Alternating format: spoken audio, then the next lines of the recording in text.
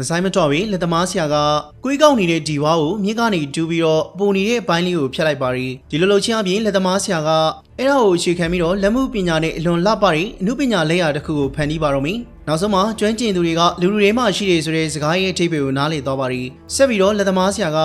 ဝါမီးရဲ့အမွှေးတွေကိုတန်ရှင်းလုပ်ပြီးတော့ရိုးရှင်းတဲ့လှည့်ဆက်သေးကိုထည့်လိုက်ပါရီအဲ့ဒီအချိန်မှာလက်သမားဆရာကဓာတ်ကိုသုံးပြီးတော့ဝါမီးရဲ့ပုံစံတိုင်းမှာမျက်နှာပြင်ကိုချုံးမွေဝိုင်းဆက်သွားအောင်လှုပ်ဆောင်ပြီးတော့ပန်းမွေးပုံစံတွေကိုလည်းဖော်ထုတ်ပါရီဒီနေရာရောက်ရင်လက်သမားဆရာဘာလုပ်နေလဲဆိုတာကိုခံမှန်းကြည့်ပါဒါမှမဟုတ် like comment မှာရေးပြီးလို့လည်းရပါရီလက်သမားဆရာရဲ့လင်မြန်လာတဲ့လှုပ်ဆောင်မှုတွေပြီးမှတော့အနုပညာလေးရာတစ်ခုလုံးရဲ့ပုံစံပေါ်လာပြီးတဲ့နောက်မှာမင်ကျိုးကိုအသုံးပြုပြီးတော့ဂျိုင်းခွဲနေရာတွေမှာမြင်းချောင်းတွေဖော်ထုတ်က